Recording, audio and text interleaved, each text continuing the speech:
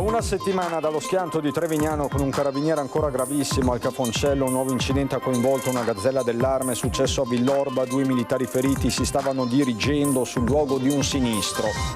Va in escandescenza in un bar di Treviso, 42enne bloccato dai carabinieri e si scopre che aveva da scontare 5 anni di reclusione per furti e rapine. Sicurezza, incontro al Viminale tra il sindaco di Treviso Conte e il sottosegretario all'interno Molteni. Ho chiesto un ulteriore rafforzamento degli organici delle forze dell'ordine, spiega il primo cittadino. 28enne pakistano entra nelle acque del Side in Riviera Garibaldi e rischia di venire trascinato dalla corrente, salvato dalla polizia. Volevo catturare un pesce, la sua giustificazione. I residenti di via Zanella, Treviso, lamentano il grave stato dei marciapiedi, la mancanza di manutenzione e controlli sulla strada dove dicono si sfreccia a velocità elevatissime, specie la sera. Discarica abusiva nel cortile di casa, scatta sequestro da record, quasi 970 metri cubi di rifiuti, comprese batterie per auto, denunciato 72enne, succede a Breda. Dichiarata dalla protezione civile l'allerta caldo in Veneto per le prossime ore mentre si affronta il tema siccità in provincia, incontro sul piano di gestione delle alluvioni su cui i comuni chiedono chiarezza. Bentrovati, buonasera telespettatrici, telespettatori di Antenna 3. In primo piano la cronaca per questa edizione trevigiana dei nostri telegiornali, perché a una settimana esatta dallo schianto di Falzè di Trevignano con un carabiniere che è ancora gravissimo in terapia intensiva al Cafoncello, un nuovo incidente ha coinvolto una gazzella dell'Arme, è successo in Pontebana, Villorba, 2 i militari che sono rimasti feriti, si stavano dirigendo sul luogo di un sinistro, c'è la vicinanza del comune di Villorba, di un'intera comunità, ma anche del presidente della regione Alberto Stefani.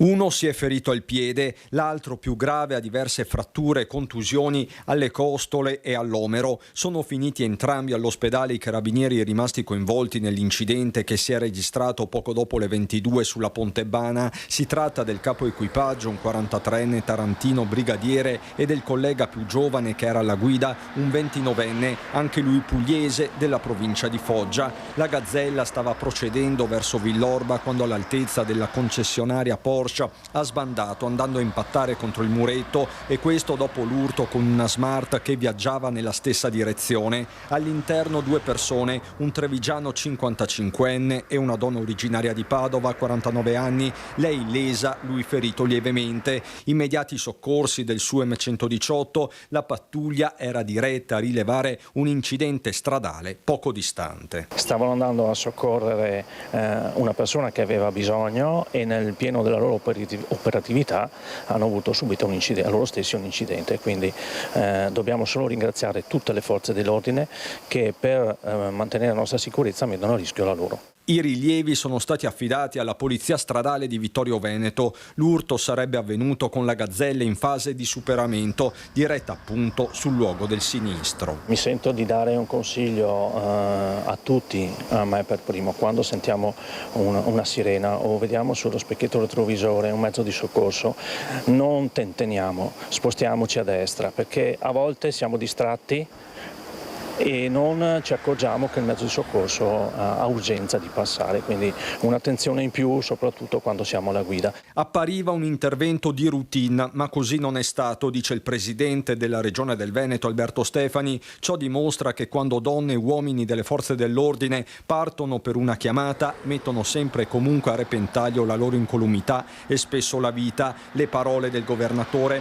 e questo a una settimana esatta dall'altro incidente che ha visto coinvolti 2 carabinieri nel pieno della loro operatività a Falzè di Trevignano. Mentre il 30enne è stato trasferito in reparto, il 32enne è ancora in condizioni molto critiche in terapia intensiva al Cafoncello, dove è tenuto in coma farmacologico. Il suo quadro clinico resta complesso.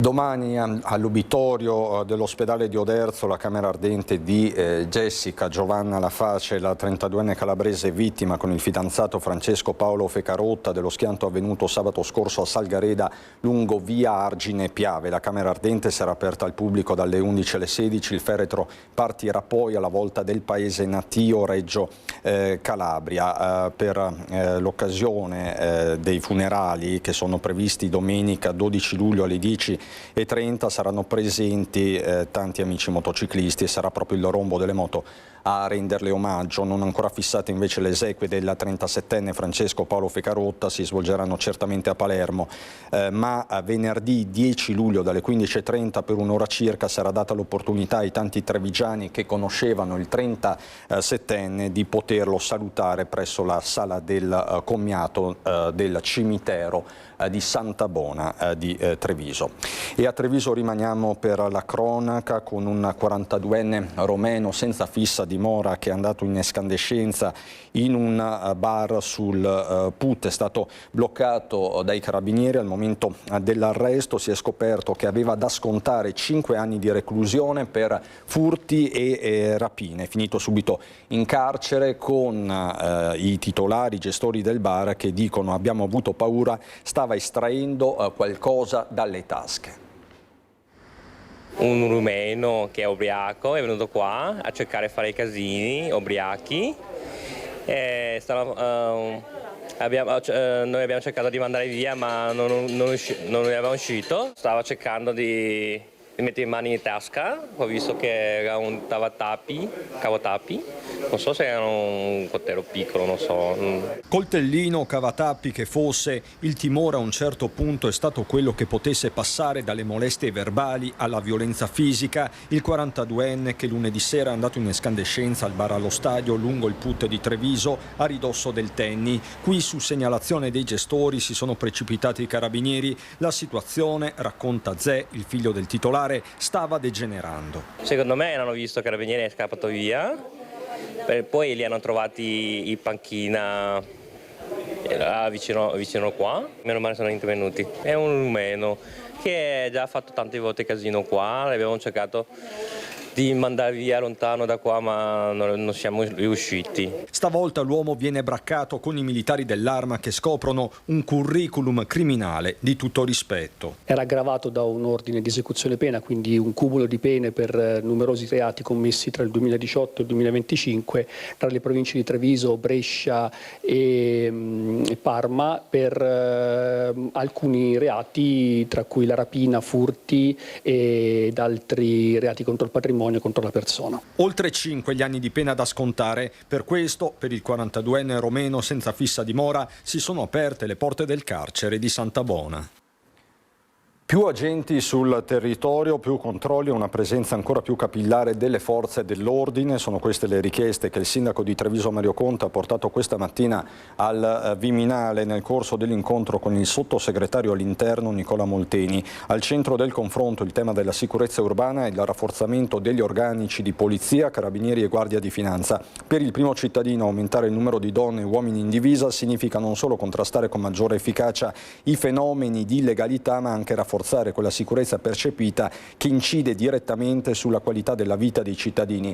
Sul tavolo anche il potenziamento della videosorveglianza e dei presidi sul territorio, considerati strumenti fondamentali per garantire un controllo sempre più efficace. Dal Viminale, ha sottolineato Conte, è arrivata la conferma della volontà di proseguire nel rafforzamento delle misure a tutela della sicurezza della città.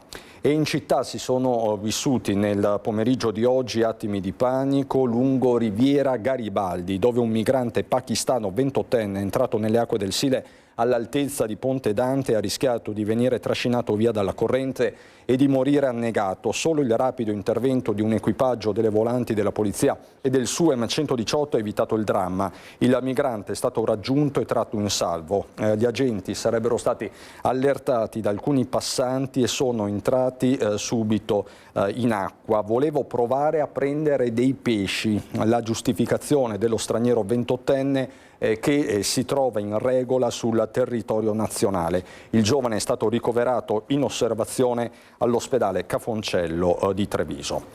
C'è un importante aggiornamento che arriva dall'aula bunker di Mestre, parliamo dell'omicidio di Fiera, c'è una svolta in appello, annullati gli ergastoli per Valmir Gashi e Besim Manshuka, condannati in primo grado a Treviso per l'uccisione dell'imprenditore edile kosovaro Rajip Kolgeci, avvenuta avvenuto il 12 ottobre del 2022.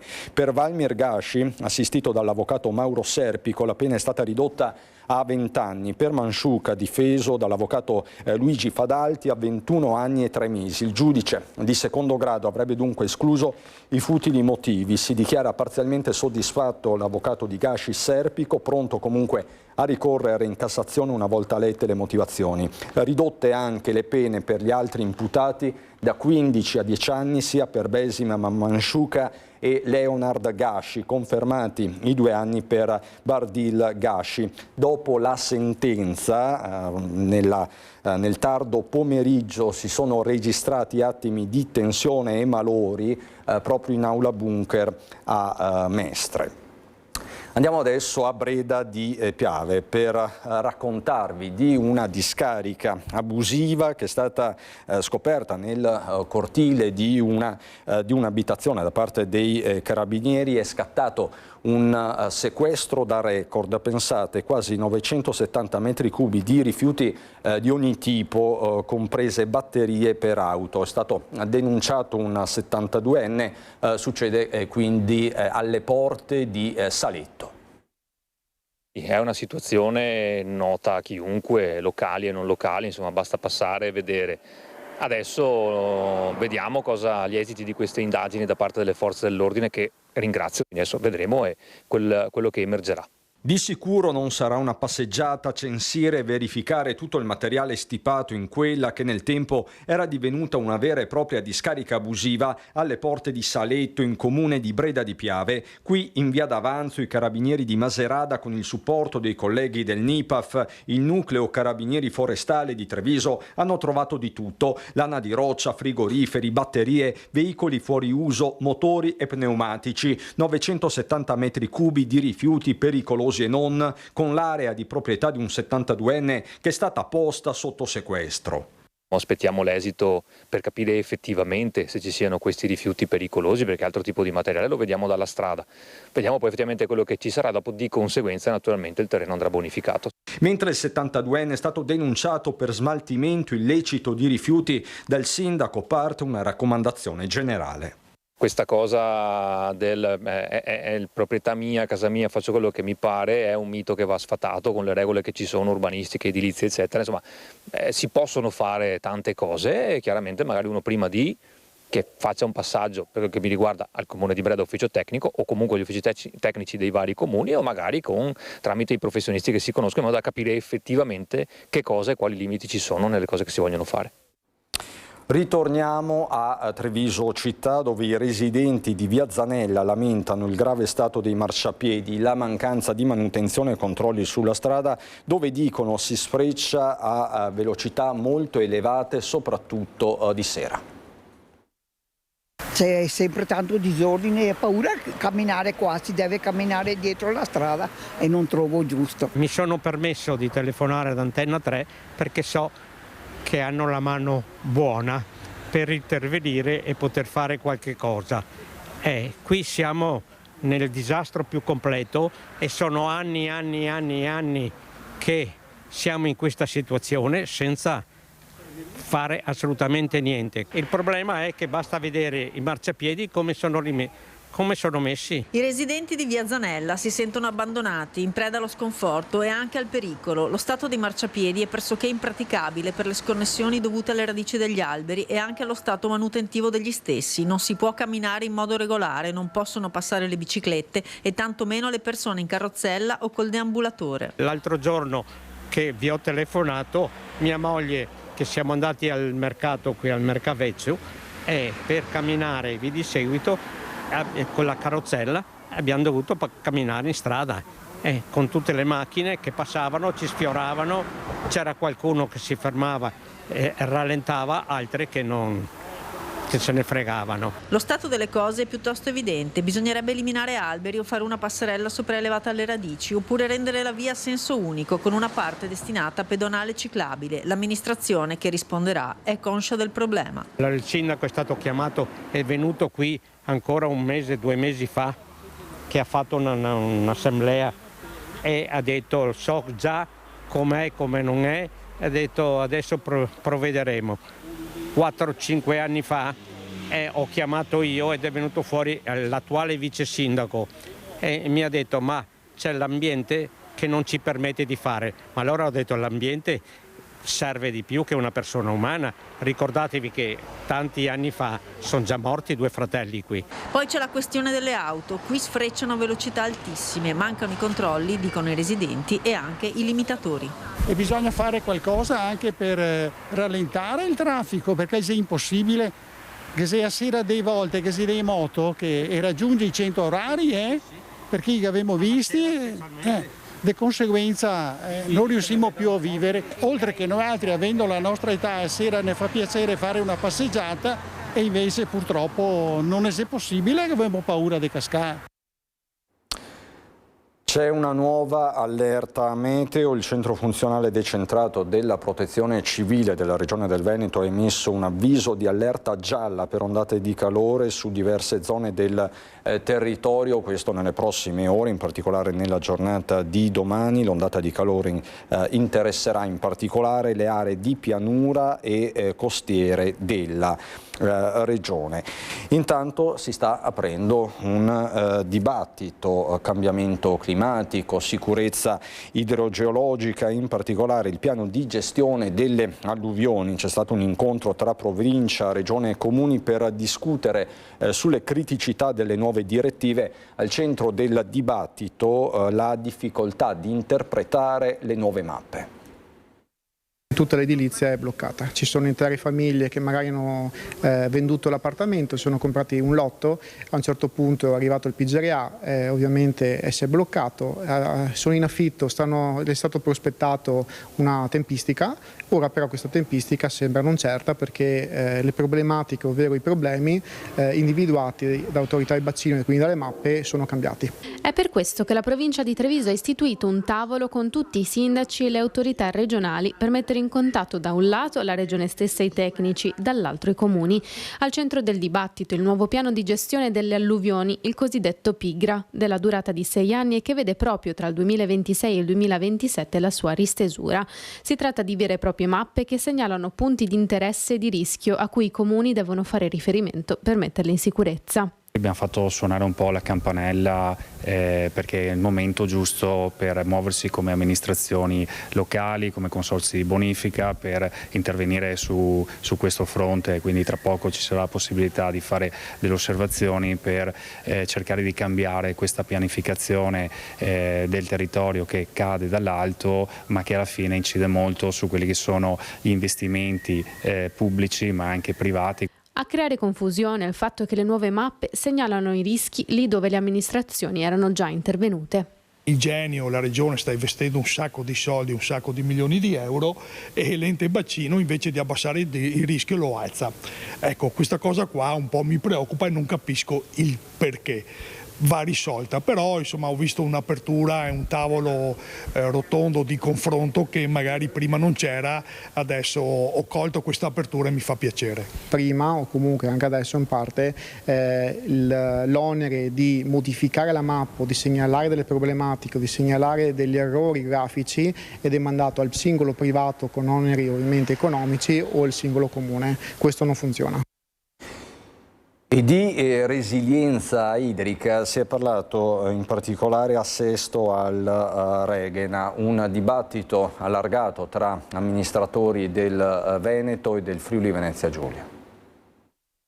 Siamo di fronte a una stagione in cui i cambiamenti climatici sono un dato di fatto ormai non più opponibile da un punto di vista della sua rappresentazione e quindi dobbiamo far fronte ai temi che riguardano la siccità ma anche agli eventi estremi. Di fronte alle sfide del cambiamento climatico e alla pressione sulle risorse, Veneto e Friuli Venezia Giulia uniscono le forze nel segno della pianificazione condivisa e delle interconnessioni. Durante il convegno promosso da Confservizia Sesto Reghena, istituzioni e gestori hanno ribadito che l'acqua non conosce confini amministrativi e richiede una vera strategia di area vasta. Al centro del dibattito l'evoluzione del MOSAF Veneto e del Masterplan del Friuli Venezia Giulia, strumenti nati per superare la frammentazione delle reti e garantire il soccorso idrico anche nelle situazioni più critiche. Questo significa avere una interconnessione con i centri acquedottistici consente anche di andare a differenziare le risorse,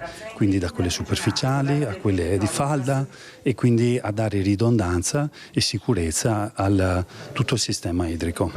Oltre al collegamento fisico delle infrastrutture, la nuova governance punta sulla condivisione di dati e tecnologie per affrontare emergenze e inquinanti come i PFAS, tutelando la salute pubblica. Tra Veneto e Friuli noi come servizio idrico stiamo gestendo circa il 10% della popolazione italiana, oltre 6 milioni di utenti, e noi siamo in questa terra di confine dove è necessario essere molto presenti, essere molto pronti a gestire le crisi idriche che oggi sono sovrabbondanza d'acqua oppure carenza d'acqua. Il Nord-Est si candida così a laboratorio nazionale della resilienza idrica, passando da una logica dell'emergenza a una solida cultura della prevenzione. Il nostro impegno è costantemente quello di depurare e potabilizzare l'acqua attraverso filtri a carbone attivo, ma la nostra attività non si ferma qui. Dobbiamo pensare al futuro, dobbiamo pensare a una risoluzione radicale per appunto annullare la persistenza di questi forever chemicals. La magistratura trevigiana e veneta in lutto per la morte improvvisa e prematura del giudice del TAR Marco Rinaldi, scomparso ieri mattina all'ospedale Cafoncello all'età di 54 anni. Un minuto di silenzio è stato osservato oggi all'inizio dell'udienza al Tribunale amministrativo regionale. Prima avvocato, poi magistrato e docente, Rinaldi era nato ad Asti, viveva da anni a Treviso, dove venerdì mattina alle 10:30 nella chiesa di Sant'Agnese sarà celebrato il funerale. Nella stessa chiesa domani sera alle 19 sarà recitato il rosario. Per la tumulazione il feretro raggiungerà Sabaudia. Rinaldi lascia la moglie Laura, il figlioletto Alberto e i genitori. Da tutta Italia attestati di cordoglio per la sua scomparsa. Voltiamo pagina, parliamo di mobilità. È stato confermato lo sconto provincia per gli studenti che comprano un abbonamento annuale della MOM, stanziati per questo 400.000 euro in contributi alle famiglie per ridurre il costo. Gli sconti vanno da 29 ai 40 euro e questo al via dal 1° di agosto. Lo sconto provincia sugli abbonamenti è un volano importante per la crescita del numero degli abbonamenti annuali. L'anno scorso ricordo che sono arrivati a 19.000 gli abbonamenti annuali studenti, che sono il 21% in più rispetto all'anno precedente. Diciamo che il numero complessivo dei nostri abbonati sono di circa 34.000, di cui ovviamente 19.000 sono gli annuali studenti, circa 10.000 sono gli abbonati poi mensili che fanno l'abbonamento ogni mese. Per il secondo anno la provincia di Treviso stanzia un contributo di 400.000 euro a beneficio di quegli studenti che compreranno l'abbonamento annuale ai mezzi pubblici della MOM, con una scontistica variabile dai 29 ai 40 euro a seconda della fascia chilometrica acquistata. Nessun bisogno di presentare ISEE o documenti, ma sconto direttamente all'acquisto, anche online. E per chi ha più di un figlio iscritto, possibilità di pagare a rate. MOM mette a disposizione una possibilità di rateizzare il costo degli abbonamenti in 3-4 rate senza aggravi, quindi è un costo che si prende direttamente alla società e che quindi abbiamo possibilità di farlo. L'anno scorso 1.700 sono le famiglie che hanno usufruito di questo sconto e lo possono fare anche quest'anno. La novità di quest'anno è che anche i giovani dei comuni di Roncade, Monastier, Zenson di Piave, San Biagio di Callalta, Badoere di Morgano, Zero Branco e Resana avranno una scontistica per la quota parte di MOM, nonostante alcune tratte siano gestite da altre aziende. Si parte dal 1° agosto e mentre ora la situazione è molto tranquilla, il Presidente si augura che da settembre la zona rossa in zona Stazione delle Corriere, che scadrà il 19 luglio, venga riconfermata. Secondo me è sicuramente un fatto importante perché in qualche modo ha calmierato queste situazioni. Uno dei punti importanti era appunto l'autostazione lungo Sile Mattei e quindi recentemente non abbiamo avuto fatti particolari. Vi raccontiamo adesso una storia e vi porto a Pezzan di Carbonera, dove dopo quasi 43 anni Paolo Campagnolo, storico edicolante, va in pensione ma lascia l'attività alla 24enne Ilaria Baldo. Quasi per caso c'è stata l'opportunità all'epoca, io avevo 16 anni con la famiglia di acquistare l'attività e quindi l'abbiamo acquistata e dopo siamo proseguiti con l'aiuto dei miei genitori e poi sono proseguito io con l'aiuto comunque di mia mamma sempre. Quasi 43 anni tra giornali, riviste, quaderni e penne. Va in pensione lo storico edicolante di Pezzan di Carbonera, l'edicola aperta dalla madre Caterina nell'ormai lontano 1984 e poi passata al figlio appena sedicenne. Una vita al lavoro insieme, fianco a fianco, fino a diventare punto fermo e di riferimento del paese. È stata sicuramente una scuola per me. Più che una scuola vera e propria, e poi abbiamo visto anche l'evolversi del paese che si è ingrandito, è arrivata nuova gente, dopo c'è anche tanta gente di passaggio. E così tra chi andava e chi rimaneva, tra un giornale e una sigaretta si sono intrecciate storie, scambiate chiacchiere e confessioni. Un'emozione strana quella di cedere l'attività, ma Paolo lascia colmo di gratitudine. Una grande soddisfazione, sono contento di averlo fatto insomma tutti questi anni. Sì. Più di qualche ricordo, diciamo, l'affetto di tanti clienti, quello sicuro. Li ringrazio pubblicamente tutti quanti, sì. La felicità poi di lasciare nelle mani di una giovane 24enne originaria di Pezzan di Carbonera l'eredità dell'edicola. Arriva da un'esperienza fatta in azienda, in ufficio, che è stata molto formativa, però ho capito che non era la mia strada. Ho lavorato anche 4 anni in una gelateria e il contatto col pubblico fa per me. Sto conoscendo i clienti, sto imparando le varie sfaccettature del mestiere. È un lavoro che mi piace, proprio mi piace tanto, sono contenta della scelta che ho fatto. Per noi adesso c'è la pubblicità, fra poco.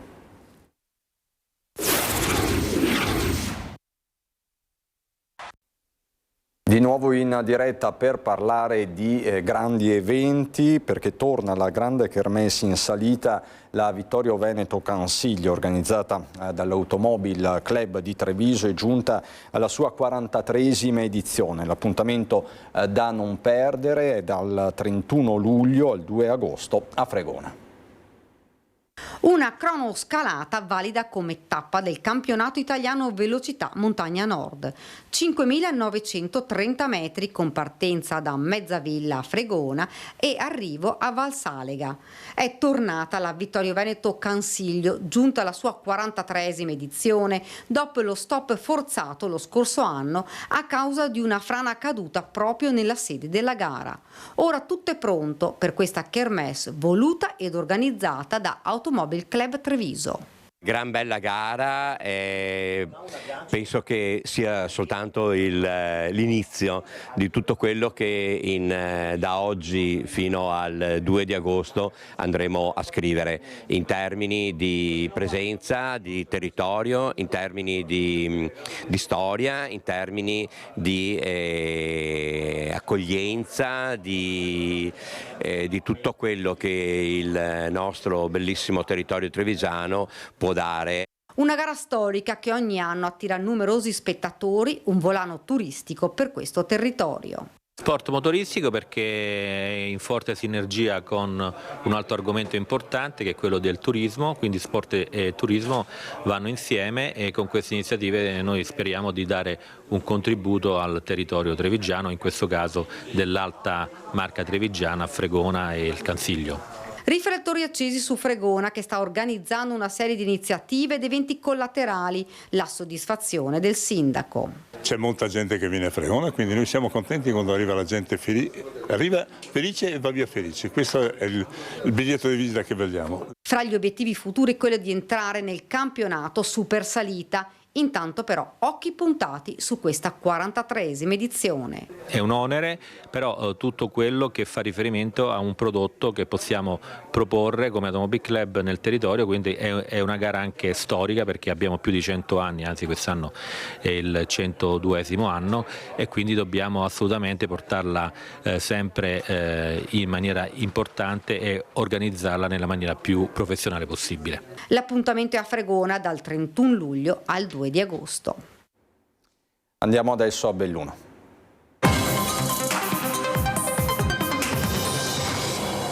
La cronaca in primo piano: 2 persone sono state investite da un automobilista ubriaco ieri sera mentre passeggiavano nella zona di Saragnano a Belluno. La coppia fortunatamente non ha riportato traumi gravi lungo l'intervento dei vigili del fuoco per il recupero della vettura finita in un canale.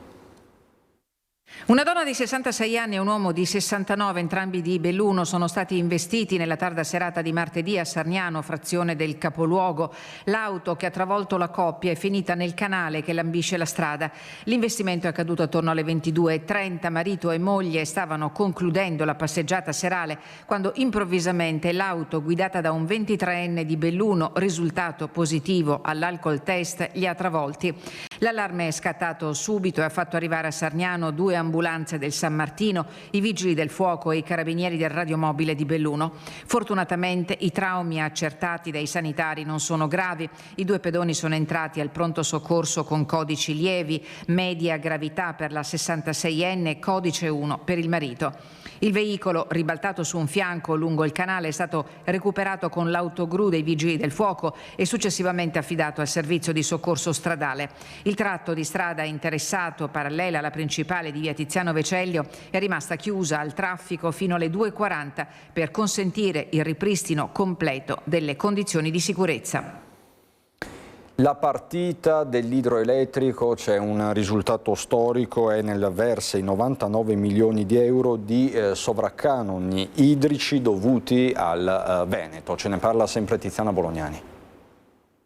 Un precedente molto autorevole c'era già: la pronuncia della Corte di Cassazione che nel 2025, rigettando il ricorso dell'Enel contro Regione Lombardia, ha confermato che chi sfrutta l'acqua pubblica per produrre energia deve corrispondere alla Regione e ai territori montani i canoni e le altre compensazioni previste dalla legge regionale anche per le concessioni in corso. Per il ricorso presentato dal Veneto, Enel, vista la mala parata, ha giocato d'anticipo dopo il rigetto del Tribunale Superiore delle Acque e il previsto passaggio in Cassazione dal risultato scontato. Parliamo di 99 milioni, sappiamo che c'è stata una legge regionale del 2020 che dice che parte di questi 99 milioni andranno alla provincia di Belluno, parliamo dell'entità dei canoni. Un'altra parte invece, che è legata alla monetizzazione, è stabilita da una DGR e ovviamente queste risorse andranno in servizi sociali, sanitari e servizi di spesa corrente, quindi sono risorse fondamentali per i nostri territori. Si apre una nuova fase per l'idroelettrico Veneto, dichiarano all'unisono da Palazzo Balbi il presidente Stefani, gli assessori Bitonci e Bond,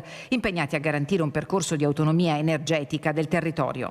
È un esempio vero di autonomia con risorse, perché qui parliamo di risorse che saranno impiegate e ovviamente queste risorse devono essere impiegate al meglio.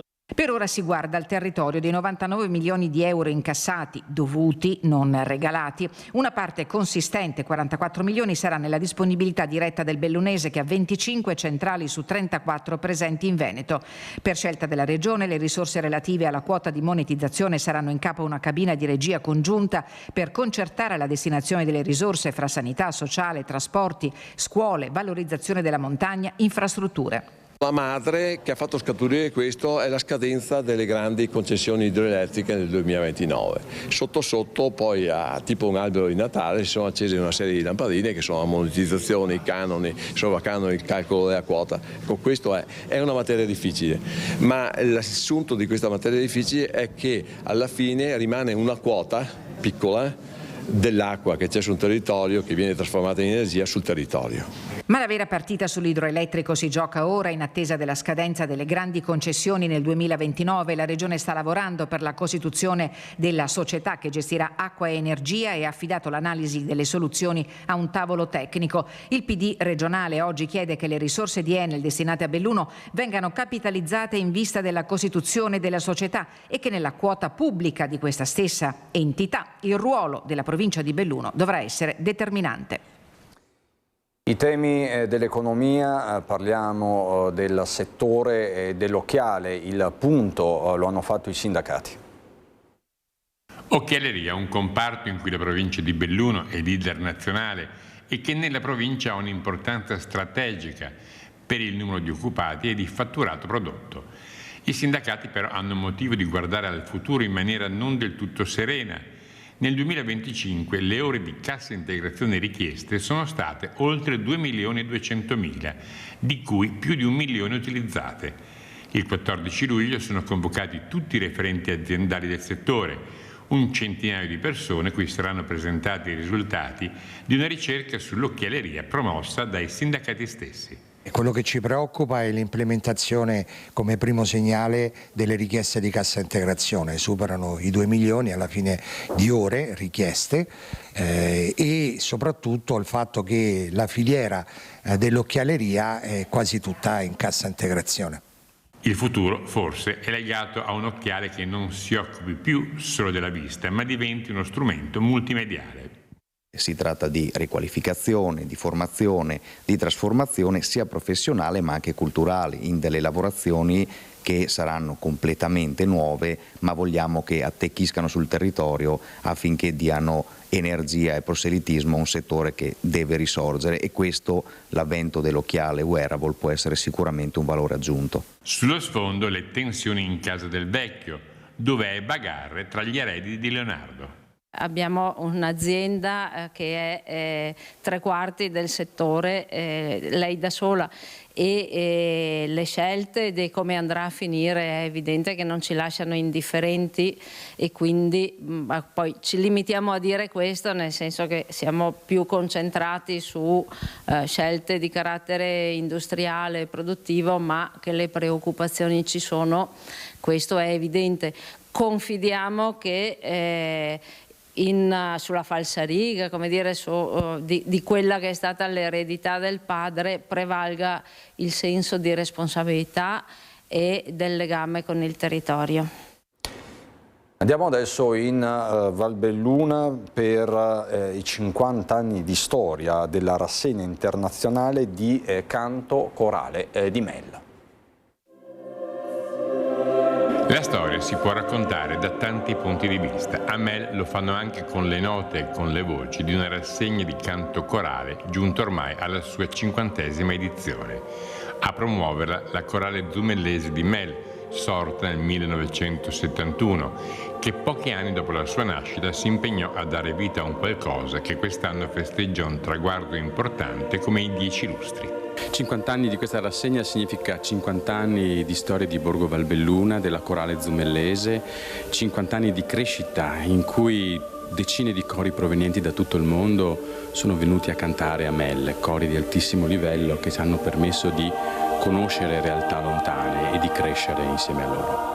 La Corale Zumellese Polifonica è composta da una 40ina di persone, più un'altra 15ina che invece fanno parte del coro giovanile Roberto Goitre e che garantiscono nel tempo il ricambio. Tanti gli appuntamenti previsti per questo 50ennale, tanti ospiti e tanti ricordi, con qualcuno che tocca il cuore più degli altri. Questa 50ª edizione è un'edizione un po' particolare, nel senso che guardiamo al locale, guardiamo l'Italia con cori provenienti dalla Sardegna, dal Veronese. Abbiamo ospiti la prossima serata Pepi De Marzi con Mario Lanaro, e ricorderemo Paolo Bon, un compositore che è stato molto legato al territorio bellunese. Vi do degli aggiornamenti dall'home page del Gazzettino. Scorzè, motociclista, finisce nel fossato, 49enne muore dopo ore di agonia in ospedale. A Precenicco perde il controllo dello scooter e finisce fuori strada, conducente morto sul colpo. Sono giorni davvero drammatici sulle strade a nord-est, ve lo stiamo raccontando. Non ho ulteriori aggiornamenti da darvi per questa edizione. Subito dopo la sigla c'è il meteo. Buona serata.